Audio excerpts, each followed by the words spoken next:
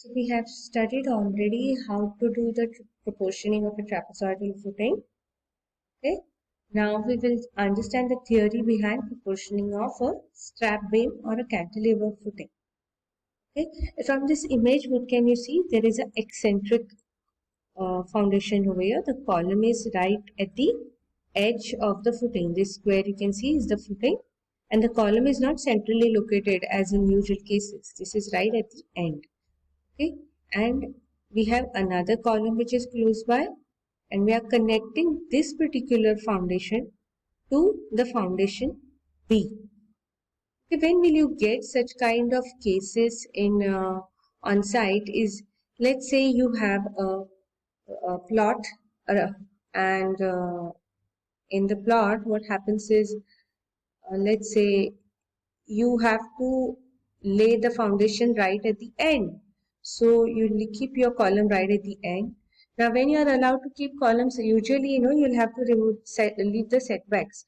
But still in village panchayats, one end is allowed to be dead end. Dead end means what? You are allowed to construct till the edge of the plot. Only one end, but and if your house is somewhat like this, and let's say your roof is a sloping roof, then you have to see that it is sloping in this direction. These are some of the rules and regulations. You cannot have roof sloping like this, downwards like this, and have this as your dead end, because the water will go and fall in the neighbor's property. So now going back so when you have this kind of eccentric columns, okay, you have the footing around it. Now the footing also will be eccentric. Okay, you cannot again excavate in neighbor's property and put a footing like this, right? So this kind of eccentric footings are required when you are going to lay a column right at the usually at the plot boundary. Now, if suppose this column is very heavy, now that doesn't mean you will go on providing footing, big footings like this, correct? So then in that case, what you do is you connect this particular foundation with the closest foundation which is adjacent to it. So you have another column here. Okay, you will tie this particular column to this another column, meaning the foundation basically, not the column, the foundation of this column to the foundation of this column. Okay, and this particular beam, you can see here, can you see here? It is not in contact, it is little bit away. The soil is here. Okay, this is your soil. This is your soil. So the strap is not in contact with the soil. Okay, now this strap is usually designed as a cantilever beam. Now why it is designed as cantilever beam? What do you mean by that? Is this particular beam, if you can see the cursor, will take the load coming from the column and transfer it to this particular foundation. Can you see? So this beam which is provided of L length will take the load from column P1, okay, and transfer it to the foundation of column P2.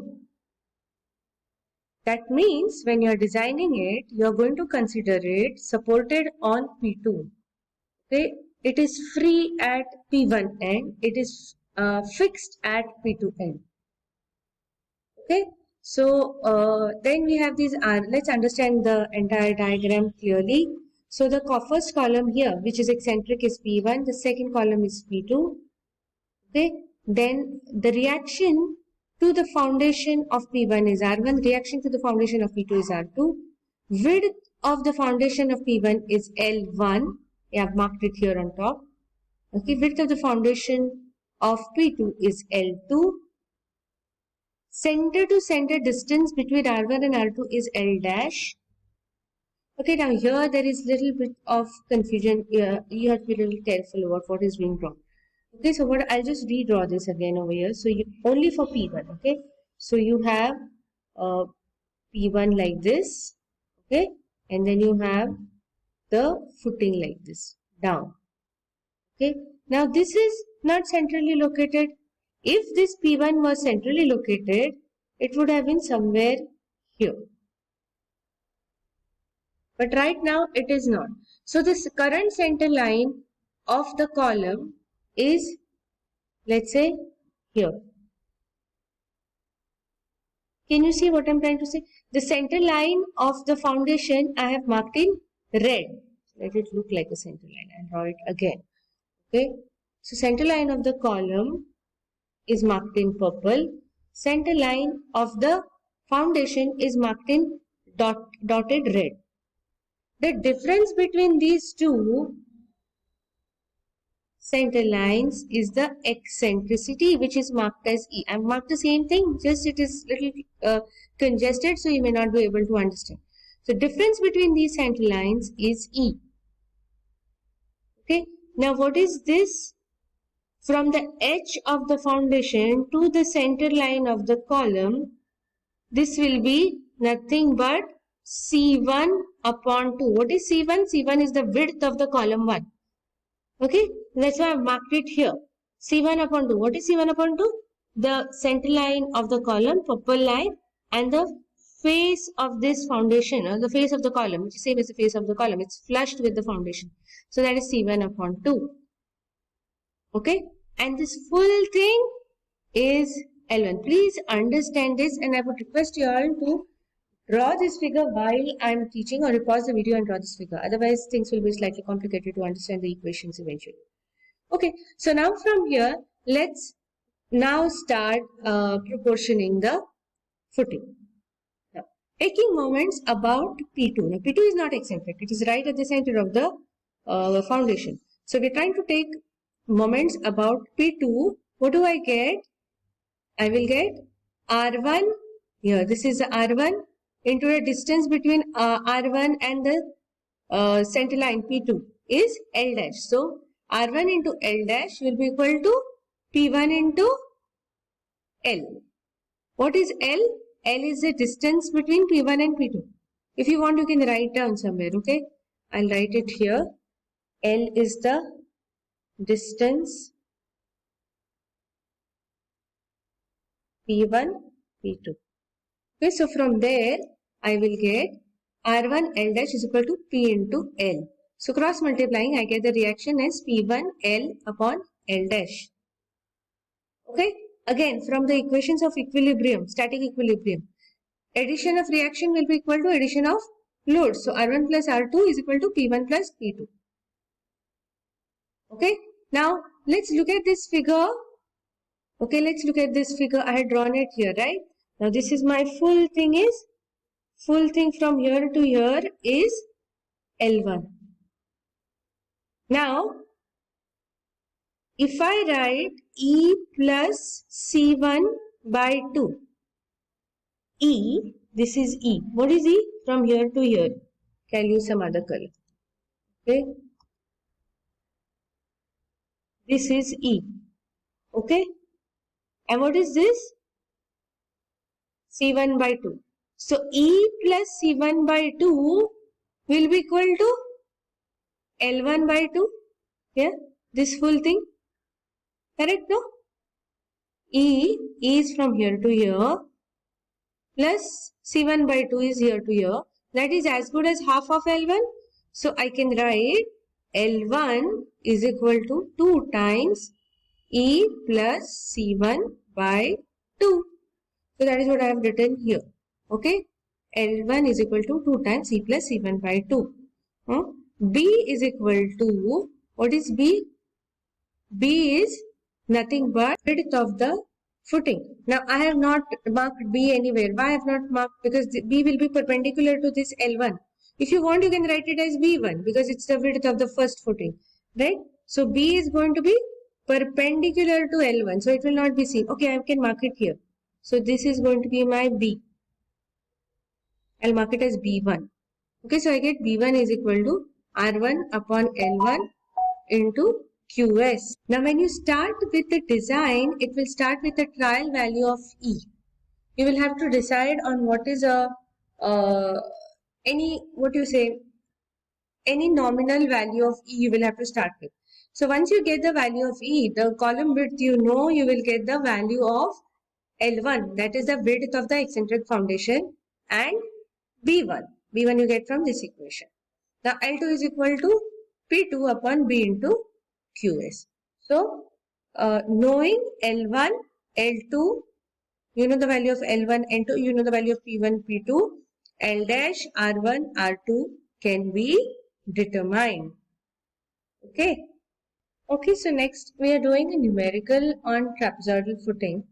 Mind you, we are doing it on trapezoidal footing, not on a strap-beam footing. The equations that we just derived are for strap-beam footing. Okay, trapezoidal footing, we have derived the equation in the previous video that I have posted. Okay, so trapezoidal footing is to be produced to support two square columns of 30 centimeter and 50 centimeter sides respectively. Okay, columns are 6 meter apart. SBC, that is, bearing capacity, is 400 kilonewton per meter square. The bigger column carries 5000 kilonewtons. The bigger one will be 50 by 50 centimeters. And a smaller column is carrying 3000 kilonewtons. Design a suitable size of footing so that it does not extend beyond the face of column. So that means both your columns are going to be flushing with the edges of your trapezoidal footing. Okay, so this is an image of your foundation. So some things which have got cut, I will just mark them over here. This edge from here to here, as per our diagram, we had marked it as A, what we had described in the previous video, and the smaller edge will be B. Okay. Now what is the data that is given to you? Load on the first column, that is a bigger column, is 5000. Load on the smaller column is 3000 kilonewtons. Correct?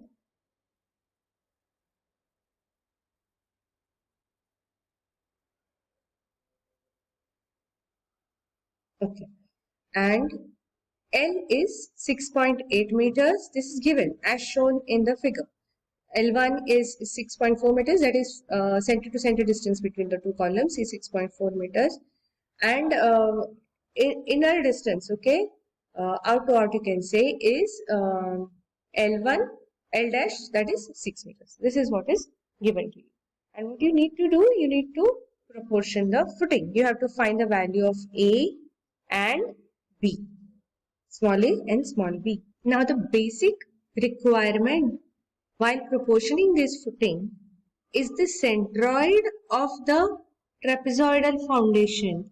Okay, centroid of the area, the trapezoidal area has to match with the centroid of the force system. What is the force system? Force system means the loads that are coming onto the foundation. Which are the loads coming on the foundation? P1 and P2. Okay, so in the last video, what we had got is we had got a equation saying the centroid of the trapezoid. The centroid of the trapezoid is given by equation L by 3 into this we have already seen 2a plus b upon a plus b. This gives you, so this is all in terms of dimensions. So this is the centroid of the area. This has to be equal to centroid of the force system. That we had obtained as C1 by 2 plus P2 L1 upon P1 plus P2. What was P1 and P2? P1 and P2 were the loads. What was C1? C1 was the width of the outer column or the column which is at the B edge. Okay, so in this case, what I will do is, what you all do first is, we'll change this because while deriving that equation, we had taken the outer edge, that is a smaller edge of the trapezoid, as B, no? So then there should not be a confusion in your mind. So we will stick to the same notations. Let this be B, okay, bigger edge be B and the smaller edge be A, so that there is no confusion in your mind. Okay, so now we have this equation, we just have to see to it that it is agreeing to it. Okay, so now in this particular equation A and B both are unknowns. So what we will do, we will and try to get an equation for A and B. Okay. Now what do we know?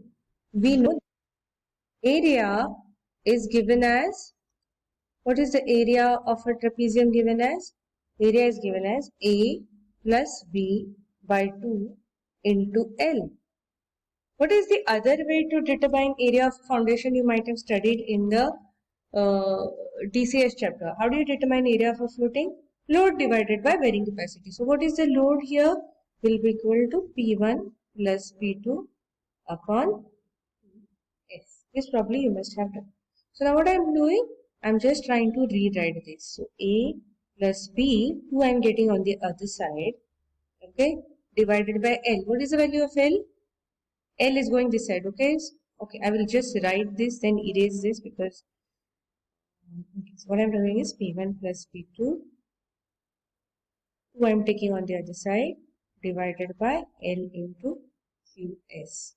So this I get as A plus B is equal to 2 upon L. L is 6.8 into P1, that is maybe 5,000 plus 3,000 divided by QS is given to you as, what is the value of QS? 400 kilonewton per meter square. So Q is given to you as 400. So from this what you get? You get an equation for A plus B is equal to 5.88 meters. This is given in your book. Okay. Now we have an expression, and scroll down now. Okay. We have an expression for x bar as, what is x bar? Centroid.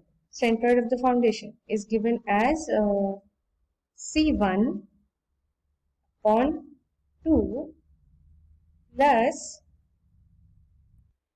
P2 into L1 upon P1 plus P2. So I'm just rewriting. C1 is given to you as 50 centimeter, no, divided by 2. P2 is 3000 into L1 is given to you as 6.4 divided by 3000 plus 5000. This is 300. So this I get it as 2.65 meters. Okay. Now from the geometry, that is the centroid, equation for the centroid of the trapezium, what is it? L by 3 upon A plus B upon A plus B. So this gives us 2A plus B upon A plus B should be equal to, I'm just cross multiplying this, okay? 3 upon 6.8 into 2.65. How did I get this? How did I get this? I already have the value of x bar from here, no? So I'm writing this x bar as 2.65, okay, divided by L. So I got this L down here, okay, and multiply by 3. So that is how I get 2A plus B is equal to so and so. Now I get an equation, when I substitute these things, I get an equation as 0.831A minus 0.169B is equal to 0. Okay, when I solve entirely everything, I will get this simplified to 0.831A, because this is the equation in two unknowns, right? So I'll get it simplified to this. So in other words, I will get B is equal to 4.917 times A. Okay. Now substituting all these values in this equation. Okay. You substitute that 4.917A in this equation. Okay. What you will get? You will get the value of, should I mark this as 1? I'll mark this as 1. I'll mark this as 2. Okay. Scroll down and I'll write substitute